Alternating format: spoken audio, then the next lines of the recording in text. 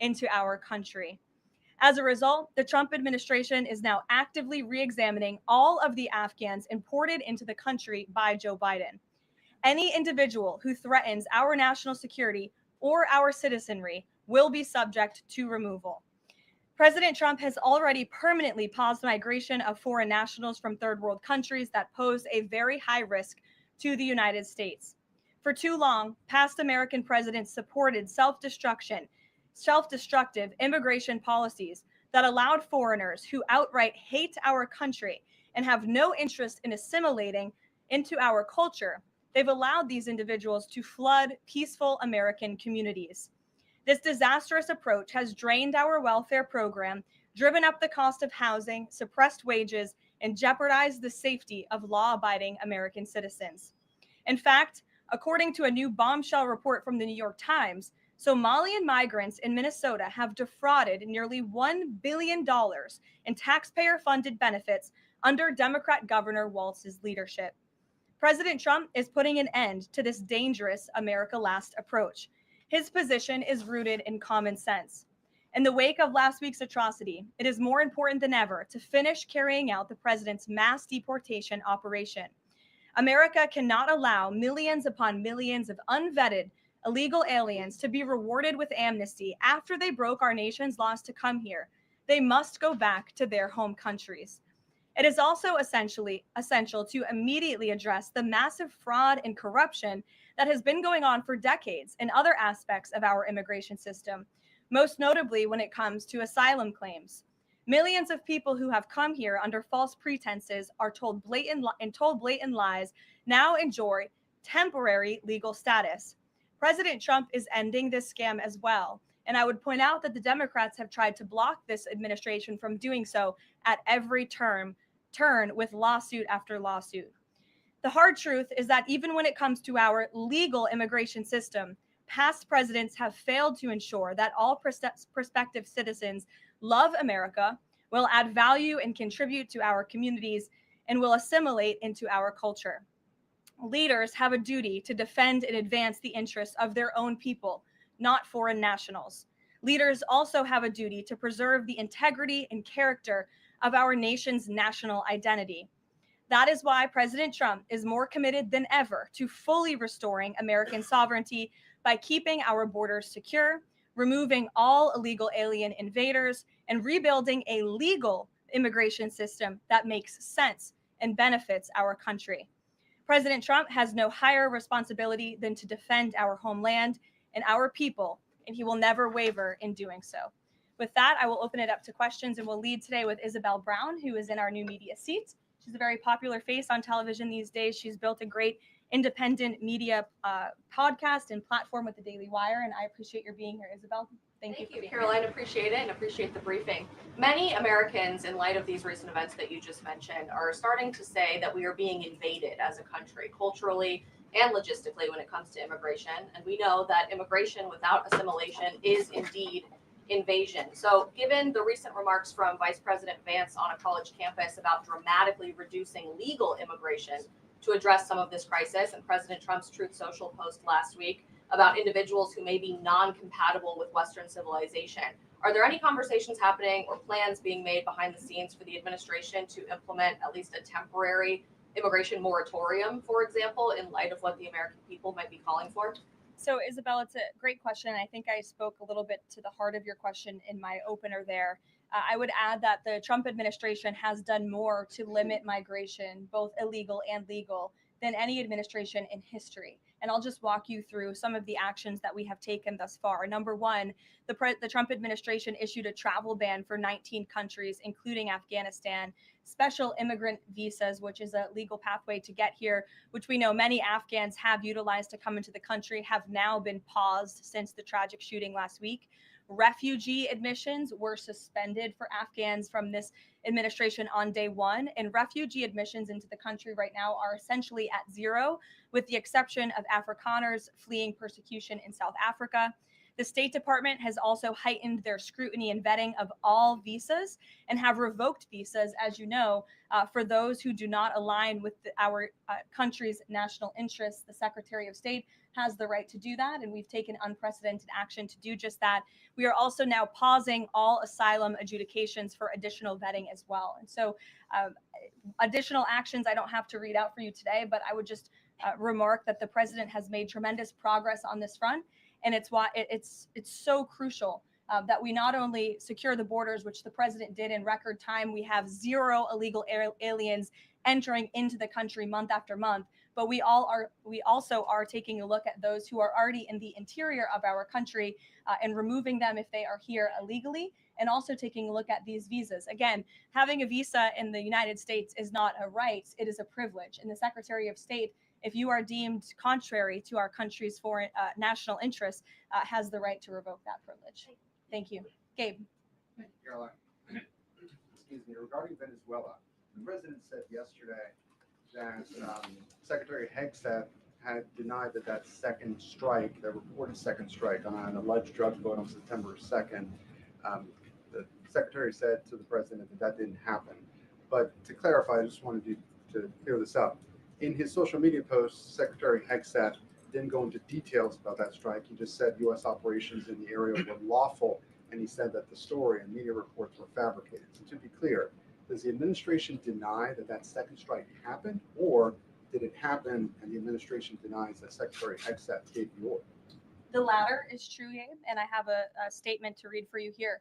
President Trump and Secretary Hegseth have made it clear that presidentially designated narco-terrorist groups are subject to lethal targeting in accordance with the laws of war. With respect to the strikes in question on September 2nd, Secretary Hegseth authorized Admiral Bradley to conduct these kinetic strikes. Admiral Bradley worked well within his authority and the law, directing the engagement to ensure the boat was destroyed and the threat to the United States of America was eliminated. And I would just add one more point to remind the American public why these lethal strikes are taking place. Because this administration has designated these narco-terrorists as foreign terrorist organizations. The president has a right to take them out if they are threatening the United States of America and if they are bringing illegal narcotics that are killing our citizens at a record rate, which is what they are doing. And under the previous administration, there was enough fentanyl trafficked into our country to kill every American man, woman, and child many times over. And so that's why you've seen a drastic difference in this administration's policy with respect to the last, and it's one of the many reasons the American public reelected this president and support this Secretary of War in conducting these strikes. So to clarify, Admiral Bradley was the one who gave that order for a second strike. And he was well within his authority to do so. And a separate question, the president several days ago said it was his intention to pardon the former president of Honduras, who was a convicted drug trafficker. And yesterday on Air Force One, the president said that if someone sells drugs in that country, that doesn't mean you arrest the president and put him in jail for the rest of his life. How is that different than what the administration is accusing Venezuela's Nicolas Maduro of? You're cherry picking the president's statement a little bit yesterday, as he also said yesterday the people of Honduras have highlighted to him how the former president Hernandez was set up. This was a clear Biden over prosecution. He was the president of this country. He was in the opposition party. He was opposed to the values of the previous administration, and they charged him because he was president of Honduras. There were some other egregious facts that came out during this trial, and I would encourage you to report on them. His court-appointed lawyer was only given 3 weeks to prepare for trial.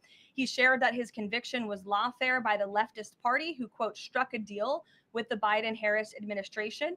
Hernandez has highlighted there was virtually no independent evidence presented, and many of his conviction was based on testimony from many admitted criminals who hoped that cooperating would reduce their own penalties. So the president heard the concerns from many people, as he does, and he's, of course, within his constitutional authority to sign clemency for whomever he deems worthy of that.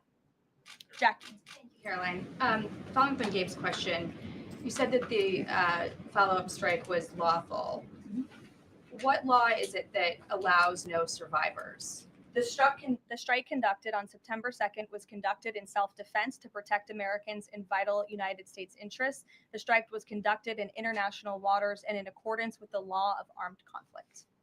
On this pardon for the Honduran president, does it at all undercut the administration's messaging while you have these congressional Republicans defending the strikes on the narco terrorists and then a pardon for a convicted drug trafficker, does that make it more difficult for your members to defend your administration's policy?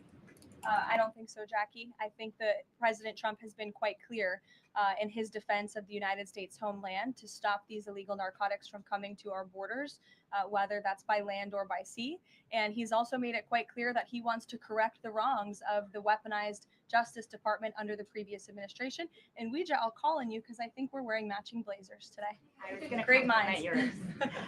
Thank you, Caroline. Sure. So just to be clear, to clarify on Jackie and Dave, did Admiral Bradley order that second strike because there were still survivors after the initial strike? Again, as I read for you, Admiral Bradley worked well within his authority in the law. He directed the engagement to ensure the boat was destroyed and the threat of narco terrorists to the United States was completely eliminated. So was the initial order from Secretary Hegseth, everyone be killed, and did that come from President Trump? I saw that quoted in a Washington Post story. I would reject that the Secretary of War ever said that. However, the president has made it quite clear that if narco terrorists, again, are trafficking illegal drugs towards the United States, he has the authority to kill them. And that's what this administration is doing. And can I Danny? follow up on the MRI, because President Trump yesterday said that he would release the results of his MRI. Is that happening right now? It is happening right now.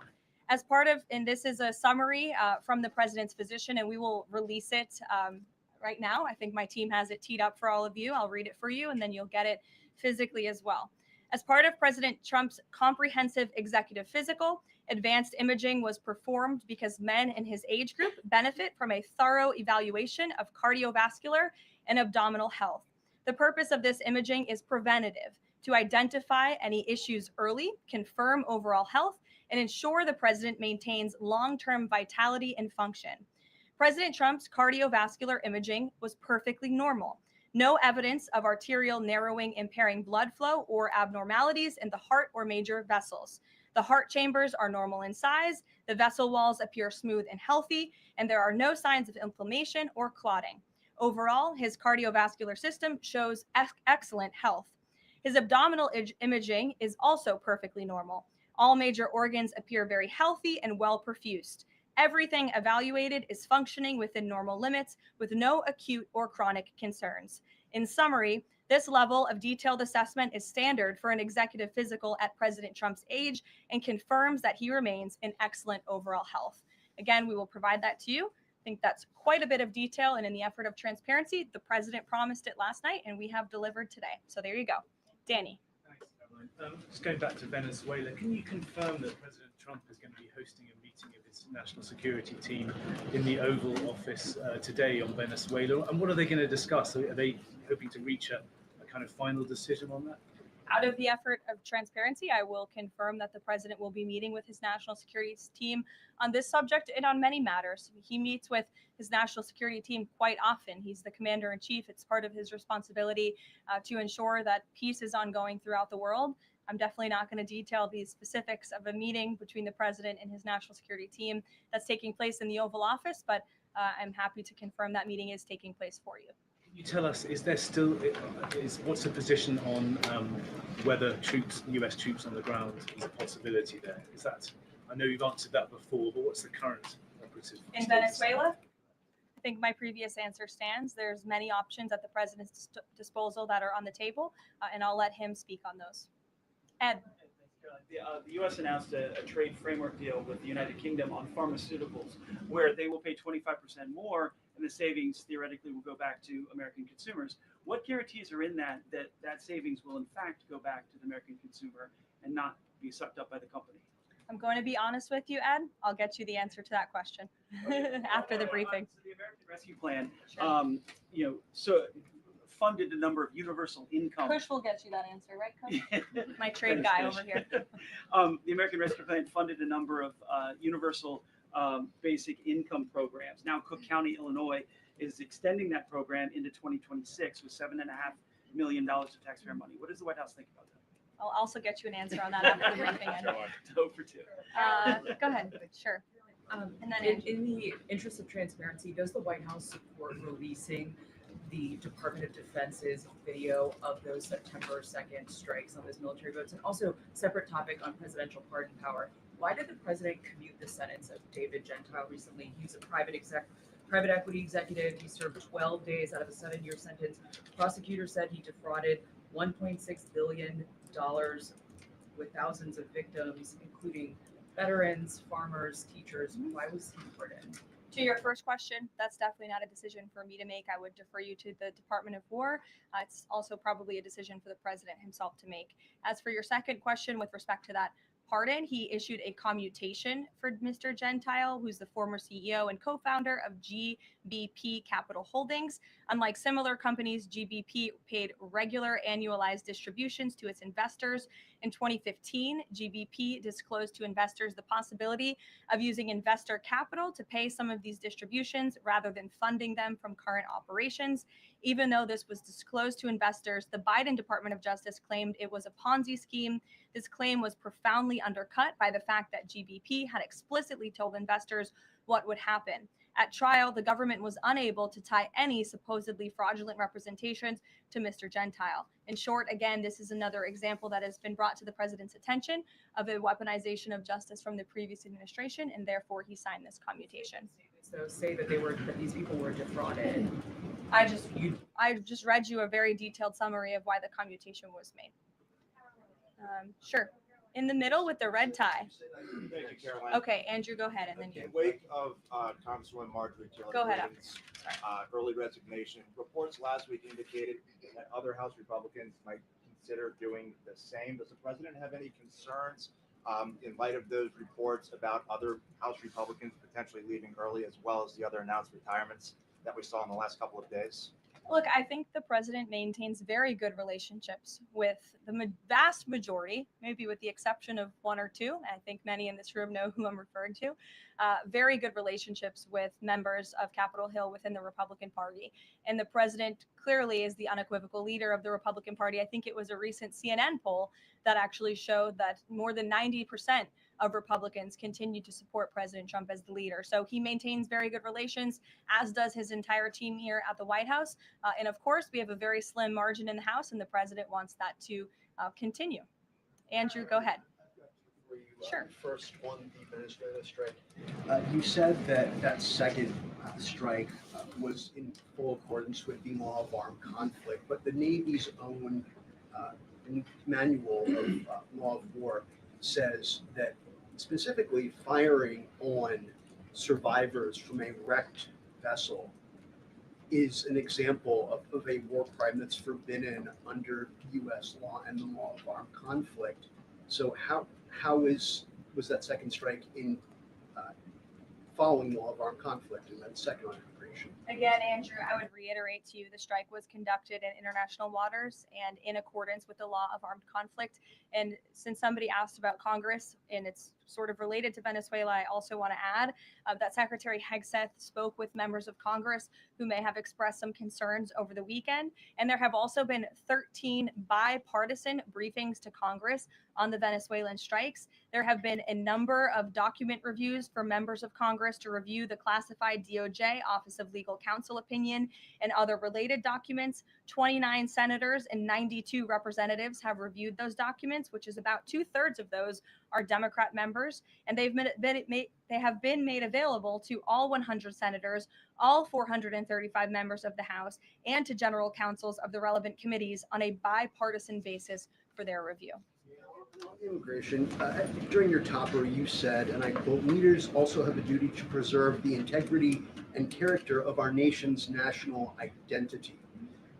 Can you explain what you mean by our nation's national identity and integrity and character, and how would refugees, people coming from war-torn places who are seeking a safe haven in America, like many of our forebears in this room, not add to our nation's integrity and character of our national identity? I'll tell you what does not add to our nation's character and integrity is refugees who come here under the alleged plight of asylum and fleeing persecution, and then come to the United States to abuse our system and rip off American taxpayers. And as I pointed out, the New York Times, to their credit, it was about 6 months too late, but they did write about how Somali immigrants in Minnesota have been ripping off American taxpayers. In fact, 86 people have been charged in a rampant and widespread fraud scheme spanning multiple programs in Minnesota.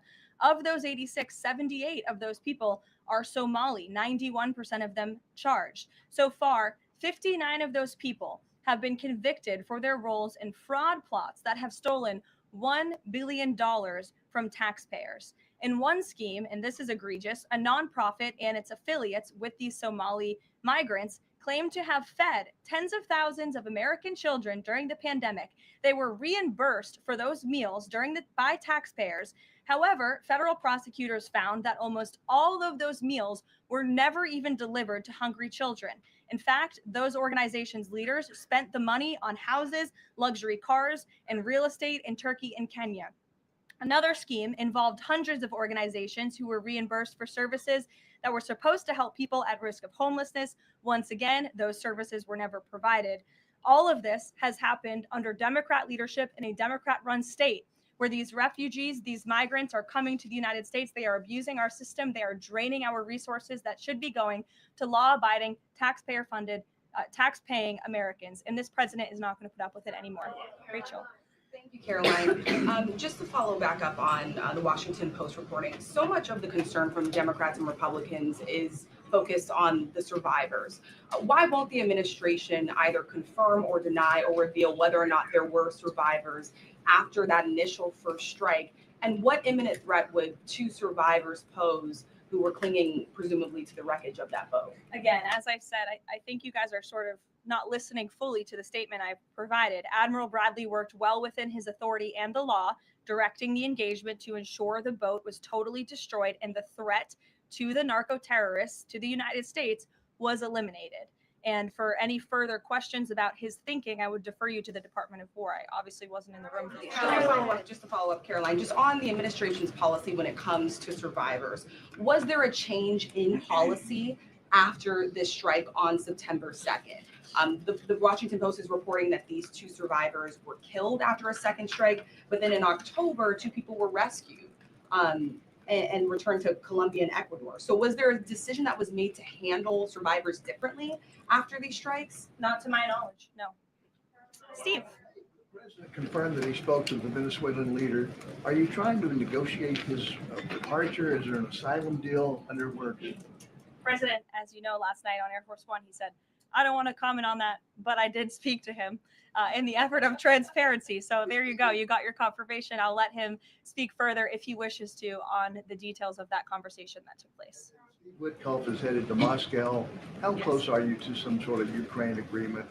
I think the administration feels very optimistic. Obviously, you've seen, Steve, that the president's entire team, including Special Envoy Witkoff and Secretary Rubio and the Vice President and the President himself, Secretary Hegseth as well, have been working so hard on this effort, and they all really want to see this war come to an end. And so just yesterday, Sunday, I believe that was yesterday, they had very good talks with the Ukrainians in Florida, and now, of course, Special Envoy Witkoff is on his way to Russia. This is sort of the shuttle diplomacy that you've seen from this administration play out, where we speak equally with both sides. We've put points on paper. Those points have been very much refined, but as for the details, I will let the negotiators negotiate, but we do feel quite good, and we're hopeful that this war can finally come to an end.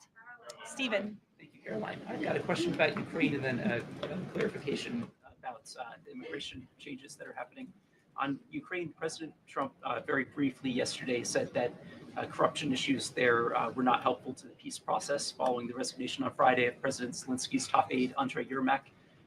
We were told from your podium in the prior administration that, quote, there is no indication that there's been any kind of widespread corruption involving U.S. resources in Ukraine.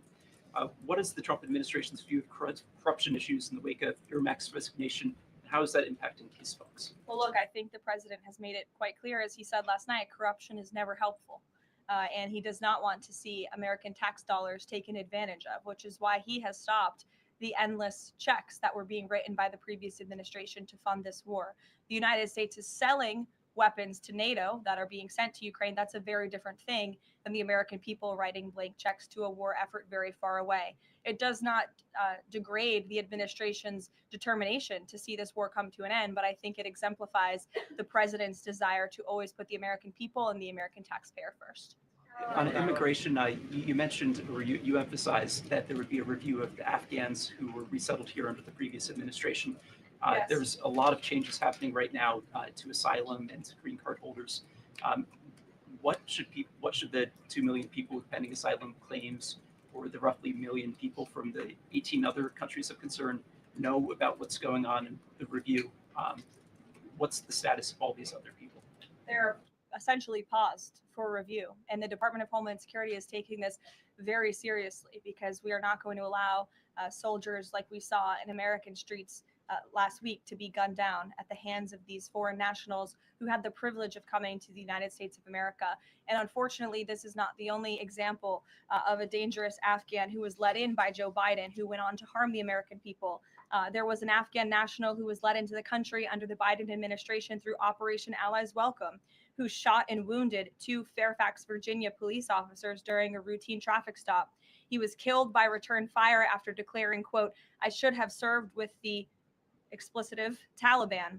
2 Afghan nationals were given legal status by the Biden administration as well, who were arrested and prosecuted for plotting a terrorist attack in Oklahoma just before Election Day in 2024. We all remember that. They possessed hundreds of rounds of ammunition and had pledged their allegiance to ISIS. There was also an Afghan national who was on the terror watch list, who was apprehended by Border Patrol in 2024, but then he was released into our country by the Biden administration. Again, let's just highlight the absurdity of that. Border Patrol apprehended a terrorist, and then the Biden administration, because of their lax policies, still allowed him to come into the United States of America. I think everyone in this room, whether you want to admit it or not, does not want that individual living alongside you in your American neighborhood. And that individual was later arrested again after being allowed to live in the U.S. at large for over a year. Another one, a criminal illegal alien from Afghanistan, was arrested by ICE in 2025, convicted of second-degree assault, was previously allowed to stay in the country by the Biden administration. I have several more examples here. I'm happy to provide them to anyone in this room. John. Thank you, Caroline.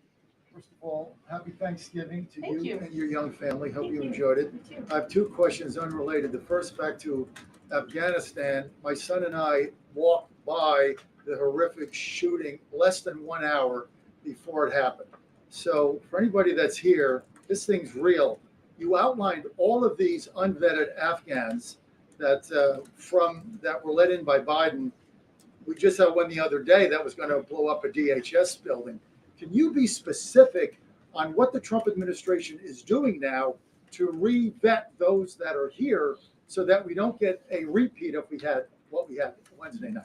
Sure. I can tell you 2 top-level things, and I would defer you to DHS for more of the specifics, as of course they are leading this effort. And I can assure you Secretary Noem is on the ball. I've spoken with her and her team, and they have an all-hands-on-deck effort to having resources go towards this. But we have paused all asylum adjudications. And then, of course, the special immigrant visas, which we know many Afghans utilize to come into the country under the Biden administration, have also now been paused. And I would just point out one more time that the Biden administration was responsible for the original sin that led to this tragic killing last week, the botched withdrawal from Afghanistan. He was responsible for Operation Allies Welcome, which is something that this White House and the people behind this podium in the last administration fully and wholeheartedly embraced. And they assured the American people there would be no risk or no harm to them. And as I just laid out for you in those many examples, that unfortunately and tragically has not turned out to be the truth. Just ask the families of these 2 brave National Guardsmen,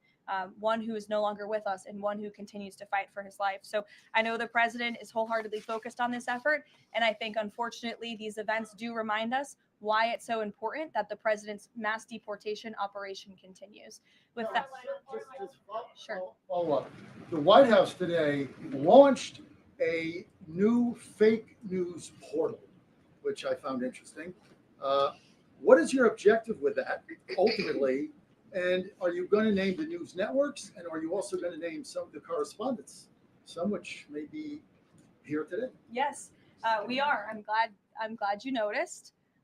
Much to the dismay of some of your colleagues in the room, John. And I think it goes to our original promise on day one to hold the media accountable, because unfortunately, and we deal with this all day, every day around here, there are so many fake stories that are unfortunately written that have inaccurate characterizations of meetings that took place. And it's all based on anonymous sourcing. And, you know, the standard for journalism, unfortunately, has dropped to such a historic low in this country. And again, we deal with it every day, where you can have an anonymous source who has no idea what they're talking about, zero credibility, call up a reporter in Washington and say, hey, I heard this. And then the next thing you know, it's on the front page of the New York Times. It's really incomprehensible. We appreciate the journalists, some of those who are in this room who do reach out for comment, who try to get things right. And there are some that remain. But overwhelmingly, the fake news that we see pumped out of this building on a day-to-day basis, it's honestly overwhelming to keep up with it all. And to constantly have to defend against these fake news and these attacks. And I will point out one fake news story over the weekend before I let you all go, from the New York Times that took about 1/3 of the president's daily calendar and his daily schedule and said that he's doing less than he did in his first term, or he might not be fit for the job. That is unequivocally false. And it's deeply unfortunate that this story was written by the same outlet and the same reporter who wrote this: Biden is doing 100% fine after tripping while boarding Air Force One. Oh, same outlet, same reporter who wrote that President Trump is not fit for the job. Are you kidding me? You all see him almost every single day. He is the most accessible president in history. He is taking meetings around the clock.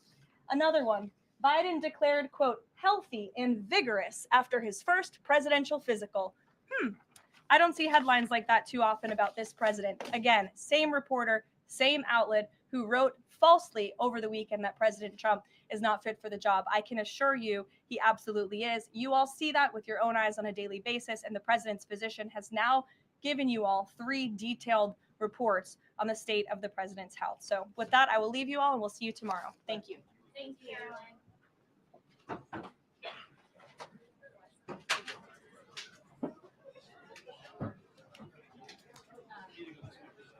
think it's definitely good to know this.